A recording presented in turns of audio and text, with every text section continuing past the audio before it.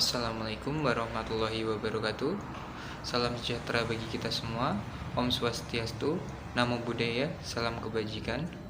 Perkenalkan, di sini saya Vicky Alvanda Yusuf akan mempresentasikan kasus sengketa hukum internasional untuk memenuhi tugas UAS Hukum Internasional yang membahas mengenai konflik antara Palestina dan Israel mengenai ibu kota Yerusalem. Pertama-tama, kita akan membahas mengenai Palestina dan Israel. Palestina dan Israel adalah wilayah geografis yang terletak di antara Laut Mediterania dan Sungai Jordan. Tetapi, wilayah ini diberi label Israel di peta saat ini. Terdapat kota Yerusalem yang dianggap suci bagi orang Arab Palestina maupun orang Yahudi Israel. Saat ini, beberapa hal masih menjadi perdebatan dan perebutan yang menjadi permasalahan pokok, seperti perbatasan antara Palestina dan Israel, status para pengungsi Palestina, dan status Yerusalem sendiri. Proses penyelesaian konflik yang telah berlangsung puluhan tahun ini telah menimbulkan konflik-konflik lain yang menyebabkan tumpang tindih, seperti hubungan Palestina dan Israel yang selalu bermusuhan padahal berdampingan. Israel melakukan pendudukan militer yang membuat warga Palestina menderita, dan sebaliknya kelompok-kelompok militan Palestina meneror warga Israel. Selanjutnya, kita akan membahas sejarah konflik antara Palestina dan Israel.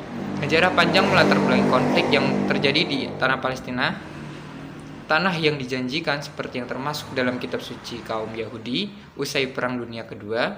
Tanah Palestina dikuasai oleh para pemenang perang. Tahun 1947, Perserikatan Bangsa-Bangsa yang baru terbentuk menyatakan akan membantu Palestina untuk meredam kekerasan yang terjadi. Namun di luar dugaan, pada tanggal 14 Mei 1948, sehari sebelum Inggris menyerahkan mandat kepada PBB, akan tetapi bangsa Yahudi memproklamirkan berdirinya negara Israel yang sehari kemudian diakui oleh Amerika Serikat sebagai negara berdaulat. Lalu, Liga Arab menentang berdirinya negara Israel ini, sehingga 5 negara Arab mengirim pasukan perang, dan peperangan antara Arab dan Israel ini berlangsung selama setahun dan berakhir dengan gencatan senjata. Dalam kurun waktu 10 tahun sejak berdirinya negara Israel, populasi warga Yahudi meningkat drastis, terlebih gerakan Zionis yang dipimpin oleh Perdana Menteri David Ben-Gurion bersifat agresif.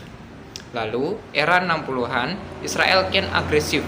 Sejumlah wilayah dicaplok bahkan usai perang 6 hari di mana Israel berhasil merebut tepi barat, jalur Gaza, semenanjung Sinai, dan dataran tinggi Golan. Organisasi pembebasan Palestina yang dipimpin oleh Yasser Arafat juga bisa berbicara banyak. Faksi-faksi yang ada pun memilih melancarkan serangan kepada militer Israel, mulai dengan melempar batu hingga menggunakan bom syahid. Konflik Yahudi dengan warga Palestina tahun 1977 saat Perdana Menteri Menachem Begin membangun permukiman Yahudi di tepi barat dan jalur Gaza dan memaksa para warga Palestina keluar dari tanah yang dimilikinya. Tahun 1993, Palestina dan Israel menandatangani perdamaian Oslo, di mana Palestina diberi kemenangan semu untuk memiliki otoritas di wilayah tepi barat dan di jalur Gaza. Hingga tahun 2000-an, konflik warga Palestina dan pemerintah Zionis, bahkan militer Israel tidak segan-segan menyerang warga yang tak berdosa. Permasalahan yang membuat semakin panas antara Palestina dan Israel setelah Amerika menjadi negara pertama dalam 35 tahun terakhir yang mengakui klaim Yerusalem sebagai ibu kota Israel. Pada tahun 1980, Israel mengeluarkan undang-undang yang menyatakan Yerusalem merupakan ibu kota Israel. Tetapi belum ada yang mengakui klaim tersebut sebelum Donald Trump. Dan pada tahun 1947, PBB memberikan status khusus untuk Yerusalem di mana Yerusalem berada di bawah kendali dan kedaulatan internasional. Atas pertimbangan Yerusalem memiliki status penting bagi Muslim Nasrani maupun Ibrani. Namun, setahun kemudian pecah perang Israel antara Arab dan Israel tahun 1948 yang berhasil menguasai Yerusalem bagian barat. Hingga 19 tahun kemudian, Israel kembali memulai perang melawan Suriah, Mesir, dan Jordania yang dikenal dengan Perang 6 Hari, mulai tanggal 5 hingga 10 Juni 1967. Israel memenangkan perang tersebut, menguasai banyak wilayah jajahan termasuk Yerusalem Timur, yang Israel rebut dari Yordania. hingga Dewan Keamanan PBB meminta Israel menarik diri dari wilayah-wilayah jajahannya tersebut. Namun, Israel menolak dan mengklaim secara permanen Yerusalem Timur sebagai bagian negara Israel. Tahun 1980, Israel bahkan mengeluarkan Undang-Undang Yerusalem yang mengklaim Yerusalem sebagai satu kesatuan tidak terpisah-pisah dan merupakan ibu kota Israel. Lagi-lagi, Dewan Keamanan PBB langsung menanggapi dengan mengeluarkan resolusi nomor 478 yang sama isinya menyatakan tidak mengakui Undang-Undang Yerusalem.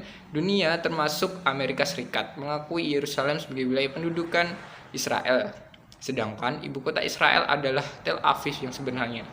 Karenanya, semua kedutaan negara asing untuk Israel berada di dalam yang sedarinya Tel Aviv menjadi di Yerusalem.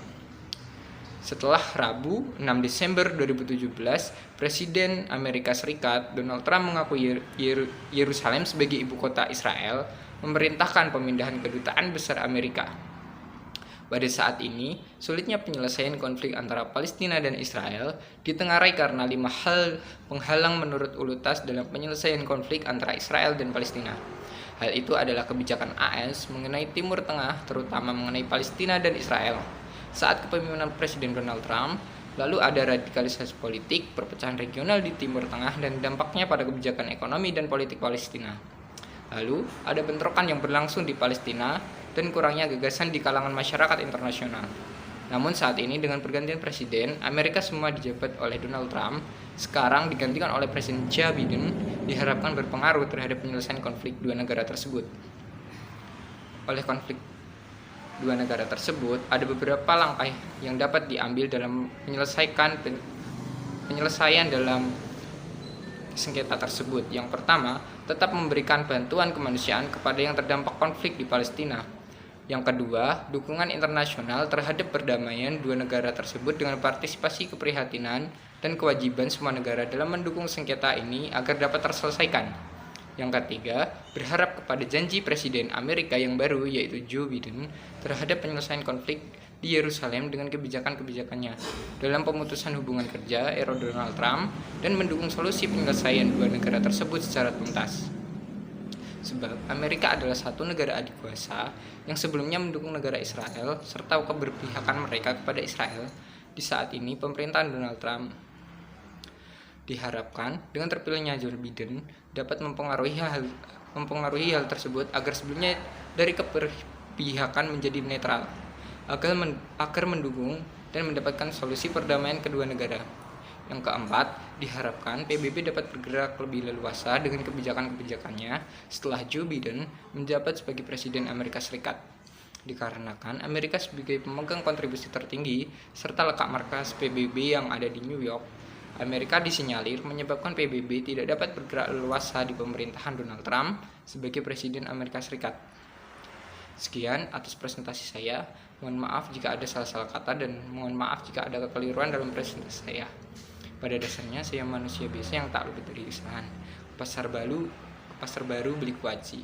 Wassalamualaikum warahmatullahi wabarakatuh. Terima kasih.